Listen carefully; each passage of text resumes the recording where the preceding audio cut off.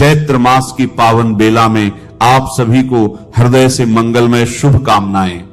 यह वही समय है जब नवरात्रि की दिव्य ऊर्जा अपने चरम पर पहुंचकर शांत हो चुकी होती है, जब श्री राम जन्म का उत्सव वातावरण में अभी भी गूंज रहा होता है। और इसी पावन क्रम में आता है एक ऐसा दिन जो शक्ति, भक्ति और अटूट विश्वास का प्रतीक है, श्री बजरंगबली का जन्मोत्सव। कहते हैं कि अगर इस दिन की महिमा को समझ लिया जाए तो जीवन की कई उलझनें स्वयं ही सुलझने लगती हैं। यह केवल एक तिथि नहीं बल्कि वह क्षण है जब पृथ्वी पर अद्भुत पराक्रम, असीम भक्ति और अटूट समर्पण का अवतरण हुआ था। श्री बजरंगबली का जन्मोत्सव वर्ष में 2 बार मनाया जाता है, लेकिन जो महिमा, जो प्रसिद्धि और जो आस्था चैत्र पूर्णिमा के दिन मनाए जाने वाले हनुमान जन्मोत्सव की है, वह अद्वितीय है। हिंदू पंचांग के अनुसार जब 9 वर्ष का आरंभ चैत्र मास से होता है, उसी मास की पूर्णिमा को यह दिव्य उत्सव मनाया जाता है। इसके अतिरिक्त कार्तिक मास के कृष्ण पक्ष की चतुर्दशी, जिसे नरक चतुर्दशी कहा जाता है, उस दिन भी श्री बजरंगबली का जन्मोत्सव मनाने की परंपरा है। फिर भी चैत्र पूर्णिमा का यह दिन विशेष रूप से पूजनीय और अधिक प्रभावशाली माना गया है, क्योंकि इसी दिन को श्री हनुमान जी के प्रकट होने का प्रमुख अवसर माना जाता है।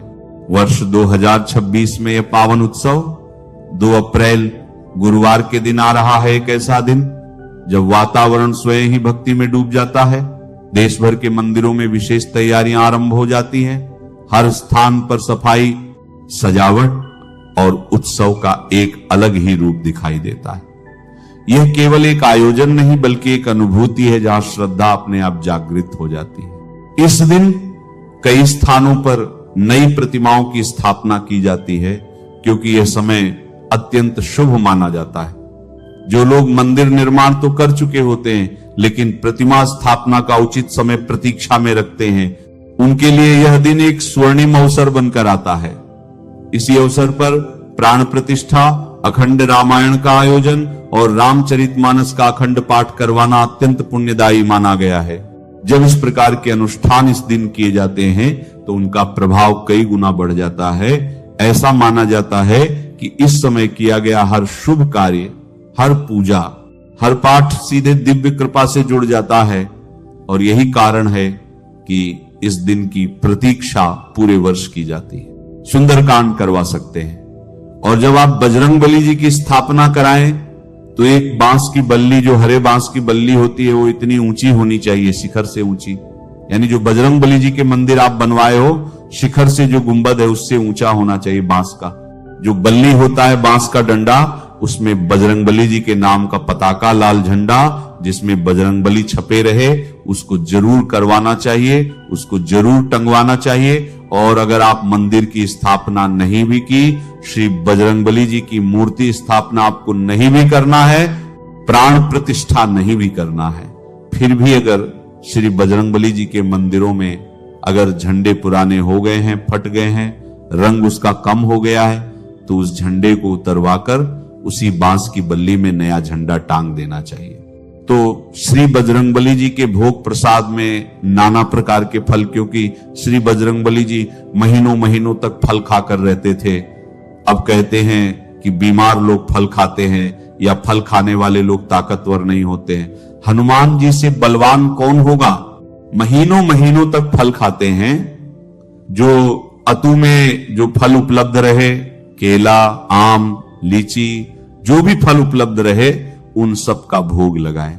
उसके अलावा चना और गुड़ का जरूर भोग लगाएं। पूरी, हलवा जो भी बन सके। जैसे कि जब बजरंगबली जी, श्री रामचंद्र जी जब आए थे लंका से जीतकर रावण को मारकर, तो जब सीता जी अयोध्या पहुंची, राम जी सब जो दरबारी थे, तो एक बार सीता जी अपने हाथ से बजरंगबली जी को भोजन बनाकर खिला रही थी। तो बजरंगबली जी बोले कि हम अपने जीवन में पहली बार इतना स्वादिष्ट भोजन खा रहे हैं। और खाते खाते सीता जी का पूरा रसोई चट कर गए। सीता जी घबराकर राम जी के पास गई तो बोली, भाई प्रभु ऐसी ऐसी बात है। तो बोले, अब तुलसी दल डाली थी कि नहीं भोजन में? तो बोले, वो तो नहीं डाल पाए थे कहीं। जाओ जो कुछ बचा हो थोड़ा बहुत तुलसी दल डालकर ले जाओ, दे दो तो थोड़ा बहुत कुछ जैसे बचा रहता है नीचे का कुछ भी लड्डू का, और वो चूरा तो उठाकर ले गई और बजरंगबली जी को दे। बजरंगबली खाकर तृप्त हो गए, बोले माता अब मेरा पेट भर गया है। तो श्री बजरंगबली जी के भोग में भी तुलसी डालो जैसे राम जी के भोग में पड़ता है, और अच्छी तरह से भोग लगाओ, प्रसाद बांटो। जितने भी भक्त हैं, बहुत सारे लोग प्रसाद को पैक करके घरों में भिजवाते हैं। तो श्री बजरंगबली जी की जो प्रतिमा है, बहुत सारे लोग मनौती मानते हैं, सिंदूर का चोला चढ़ाते हैं। तो चमेली का तेल और पीला सिंदूर, जिसको बंधन सिंदूर भी बोलते हैं, जैसे हम लगाते हैं, जैसे विवाह होता है, उसको घोलकर और पीपल की पत्ती से अपने हाथों से नहीं लगाना चाहिए। पीपल की पत्ती ले लें और पीपल की पत्ती को डुबो डुबो कर फिर भगवान जी को चोला चढ़ाएं, श्री बजरंगबली जी को लाल लंगोटी भी चढ़ाएं, उपवस्त्र जो कंधे पर रखते हैं वो भी लाल रंग का गमछा, उसको भी चढ़ाएं, और फिर ज्योति भी जलाएं। ज्योति थोड़ा दूरी से, मतलब अगर मंदिर में आप पूजा कर रहे हो तो कभी भी प्रतिमा के पास ज्योति नहीं जलाना चाहिए, दूर में ज्योति जलाना चाहिए। ज्योति भी जलाएं श्री बजरंगबली जी के नाम से। और जब भी, जैसे कि आपको जो भी अनुष्ठान यानी जो भी आयोजन करना है वो रात्रि के समय करें।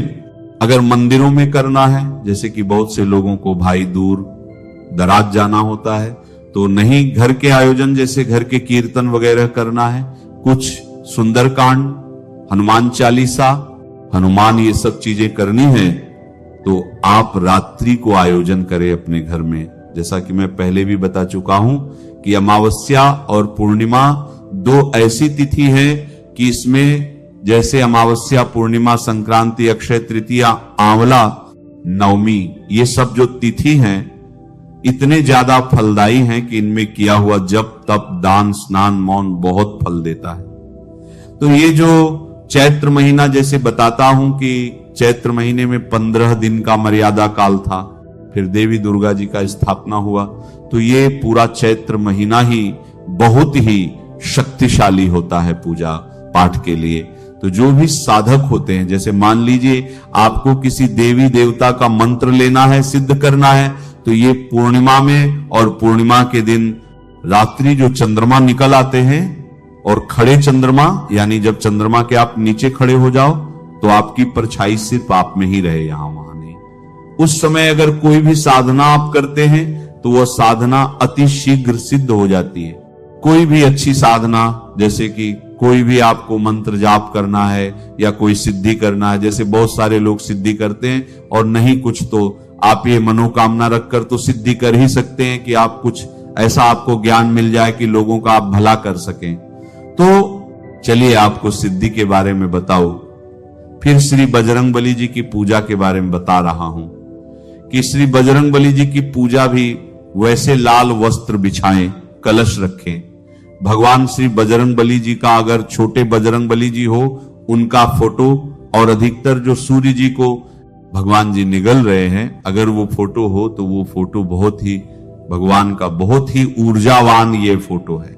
ये फोटो आप अगर आपके पास हो तो इनकी ये भी बहुत बाल अवस्था थी, भगवान जी की इनकी पूजा करें। और कोई भी बाल्य अवस्था की अगर फोटो हो, अंजना माँ के गोद में हो या पालने में हो, तो उनकी आप बजरंगबली जी की पूजा कर सकते हैं। संतान प्राप्ति के लिए, नौकरी के लिए, स्वास्थ्य के लिए, तो आप मन्नत मान लो कि हे प्रभु मेरी मनौती पूरी होगी तो अगले साल आपका जन्म जब उत्सव होगा तो हम गदा चढ़ाएंगे या ध्वजा चढ़ाएंगे या लंगोटी चढ़ाएंगे या चमेली के तेल में सिंदूर का चोला चढ़ाएंगे। जो भी कुछ मन्नत मान लो, या श्री बजरंगबली जी के मंदिर में सुंदरकांड का पाठ करवाएंगे, कुछ भी आप मान लो, या भोजन करवाएंगे, कुछ भी मन्नत मान लो, आपकी मन्नत पूरी हो तो उसको अगले साल कर दो। तो श्री बजरंगबली जी के जन्म उत्सव के बारे में आपको बता। नदियों में विशेषकर गंगा स्नान पूर्णिमा के दिन अति फलित होता है। गंगा में दीपदान रात्रि के समय, दिन के समय नहीं, दीपदान अगर हो सके पास में गंगा हो तो जरूर करें। हम जब रामायण को देखते हैं, पढ़ते हैं, उस पर हम विचार करते हैं तो हमें सभी कुछ अच्छा लगता है, और हमें लगता है रामायण के हीरो श्री बजरंगबली जी हैं। जितने कठिन कार्य थे वो सब श्री बजरंगबली जी ने किया और इनके सिवाय हमको नहीं लगता कि और कोई कर भी सकता था। तो बजरंगबली जी, जैसा कि रामचरितमानस में लिखा है कि चारों युग प्रताप तुम्हारा है, प्रसिद्ध जगत उजियारा, चारों युग में कलयुग में श्री बजरंगबली जी प्रत्यक्ष में हैं और सभी कुछ देख रहे हैं। मतलब श्री भगवान रामचंद्र जी बोले थे कि कलयुग के अंत तक आप रहोगे यहां पर, फिर उनके आप मतलब सशरीर श्री राम धाम चले जाओगे। तो बजरंगबली जी साक्षात अभी भी हैं, इसीलिए बजरंगबली जी की पूजा अत्यंत फलित होती है। जितने कठिन कार्य थे वो सब श्री बजरंगबली जी ने किया और इनके सिवाय हमको नहीं लगता कि और कोई कर भी सकता था। तो बजरंगबली जी, जैसा कि रामचरितमानस में लिखा है कि चारों युग प्रताप तुम्हारा है, प्रसिद्ध जगत उजियारा, चारों युग में कलयुग में श्री बजरंगबली जी प्रत्यक्ष में हैं और सभी कुछ देख रहे हैं।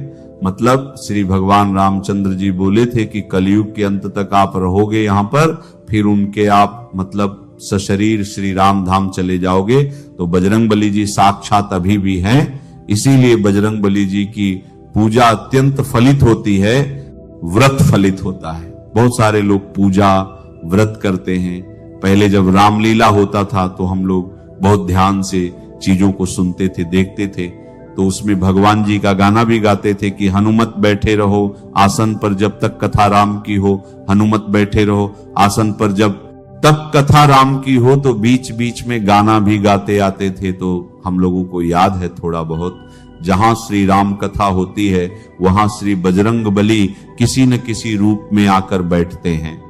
जैसे आप रामायण कराए, कुछ भी कराए, रामचरितमानस का अखंड रामायण कुछ भी, तो वहां श्री बजरंगबली जी आते ही आते हैं। इसीलिए कहा गया है कि जब भी आप धर्म का काम करो, कोई भी बूढ़ा बीमार कोई भी जीव आए तो उसको कभी धत्कारो मत, कभी डांटो मत, उनको भी कुछ खाने पीने की चीजें दो। पता नहीं किस रूप में आपके पास भगवान आए हैं। अब आप छोटी सी गलती करके जो महापुण्य कर रहे हो वो निष्फल कर दोगे। बिल्कुल धैर्य रखो, किसी को मत डांटो। कोई भी कभी भगवान बहुत कमजोर, बहुत ऐसे रूप बनाकर आएंगे कि लोग उनको डांट कर भगा दें। कभी मत भगाओ, विशेषकर अगर कोई धर्म का काम कर रहे हैं तो। श्री बजरंगबली जन्मोत्सव पूर्णिमा के दिन कोई भी सिद्धि